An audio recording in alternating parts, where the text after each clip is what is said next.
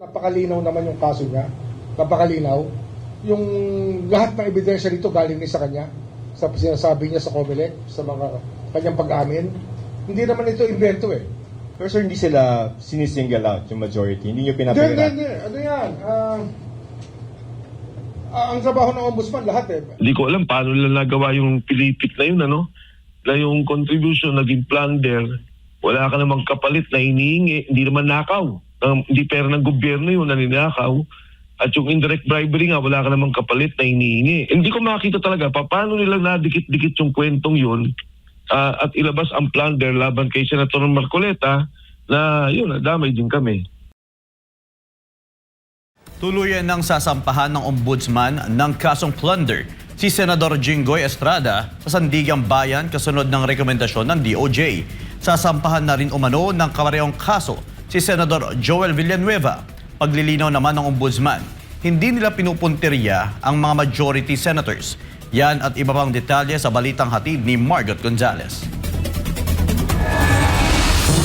Sasampahan na ng ombudsman si Senador Jinggoy Estrada ng kasong plunder sa Sandigan Bayan kaugnay ng maanumalyang flood control projects. Ayon kay Ombudsman Boying Rimulya, kailangan na lamang mapirmahan ang case information bago ito ihain sa korte at target umano nila itong maisampa sa Huwebes.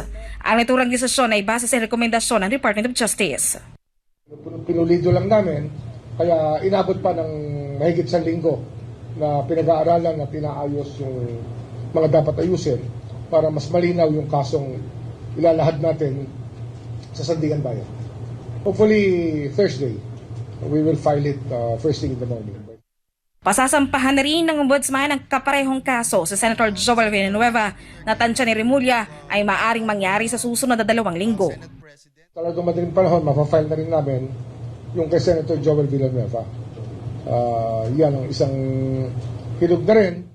May nakabindinding mga reklamo laban kina Senador Rodante Marcoleta at Senador Jesus Escudero sa tanggapan ng ombudsman. Dahil dito, may mga hinalang isa-isang pinupuntirya ang mga majority senator upang patahimikin umano mga ito. Pero ayon kay Rimulya, si Marcoleta mismo ang nagdiin sa kanyang sarili at hindi rin anya nila pinupuntirya lang ang majority senators dahil marami pa silang iniimbestigang opisyal. Napakalinaw naman yung kaso niya. Napakalinaw. Yung lahat ng ebidensya dito galing ni sa kanya. Sa sinasabi niya sa COMELEC, sa mga kanyang pag-amin. Hindi naman ito invento eh. Pero sir, hindi sila sinisingle out yung majority? Hindi nyo pinapagirahan? Hindi. Ano yan? Ang trabaho ng ombudsman, lahat eh. Kinumpirma rin ni Rimulya na maliban kina Estrada, Villanueva, Escudero at Marcoleta ay may 3 pang senador na posibleng kasuhan. Hindi pa nito sinabi kung anong kaso ang isasampa sa 3 at umiwas itong sagutin kung kabilang ang mga ito sa majority block. Ayon kay Rimulya, maaari umanong maging way out ng mga ito para hindi makasuhan ay ang pagbabalik ng pera dahil ayaw rin naman umano nilang puro demanda lamang. Kinumpirma rin ng ombudsman na nasa 9 hanggang 10 senador ang kasalukuyan nilang iniimbestigahan. Restitution is always open. We can always talk about it and we can always agree. Ayon pa kay Rimulya, may mga kaso na rin silang inihahanda laban naman sa ilang miyembro ng Kamara. Partikular niyang binanggit ang money laundering cases laban kay dating House Speaker Martin Romualdez. Anya, marami umanong magiging kapwa-akusado ang dating House Speaker. Pero ayon kay Rimulya, nahihirapan umano ang ombudsman dahil hindi nakikipagtulungan ng Kamara sa kanilang investigasyon. Kung ganun din ang attitude ng Committee on Appropriations, baka naman baka maniwala na sila pag finala na namin yung ibang mga congressman. Hard stance ng House sa Romualdez cases yan. Kasi inaano namin, pinapasampina namin yung record sa small committee at the Committee on Appropriations at ayaw nila ibigay. Samantala, ginitamaan ng mga testigo ng Ombudsman sa Sandigan Bayan 7th Division na flight risk sa Senador Marcoleta kaya dapat siyang maisyuhan ng Precautionary Hold Departure Order o PHDO. Ito ang inilahadi na Maria Melinda Mananghaya Hexon, ang Direktor ng Field Investigation Bureau, at ni Leilani Marquez, ang ating Direktor ng Preliminary Investigation and Administrative Adjudication Bureau ng Ombudsman. Ayon sa mga testigo, si Marcoleta, si Mike Defensor at 2 pang respondent sa plunder, indirect bribery at iba pang reklamo ay may kakayahang pinansal upang makalabas ng Pilipinas at manatili sa abroad habang umiiwas investigasyon. Bukod dito, sinabi rin nilang maaaring umanong gamitin ni Marcoleta ang kanyang impluwensya bilang senador upang makalipad palabas ng bansa.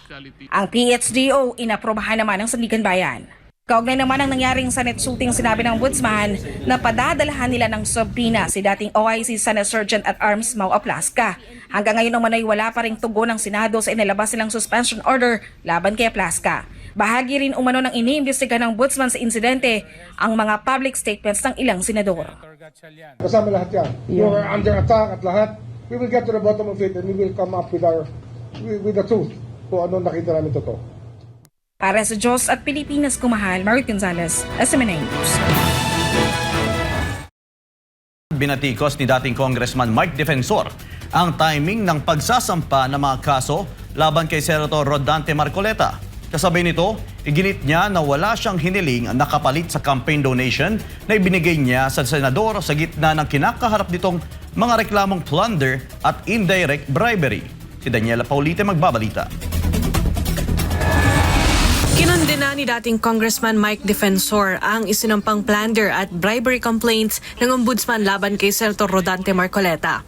Kaugnay ito sa umano'y 75 million pesos campaign donations noong 2025, kung saan kabilang si Defensor at 2 pang individual sa mga inireklamong campaign donors.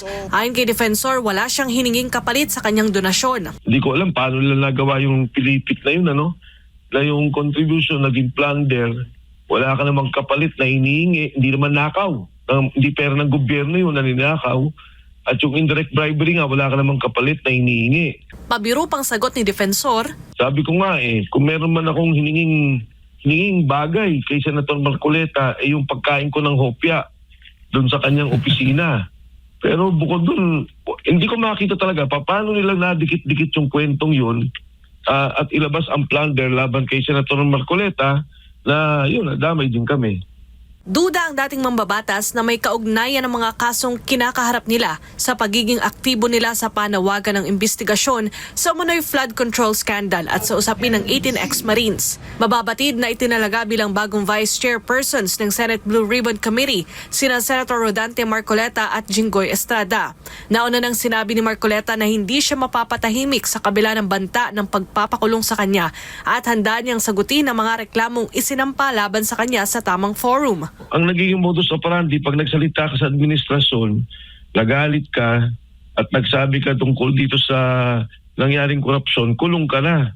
Sa kabila nito, naninindigan si Mike Defensor sa panawagan para sa pananagutan kaugnay ng umano'y malawakang korupsyon sa gobyerno. Sa ngayon, naharap sa precautionary hold departure order sina Senator Marcoleta, Defensor at 2 pang individual. Ayon kay Defensor, wala naman siyang balak bumiyahe palabas ng bansa.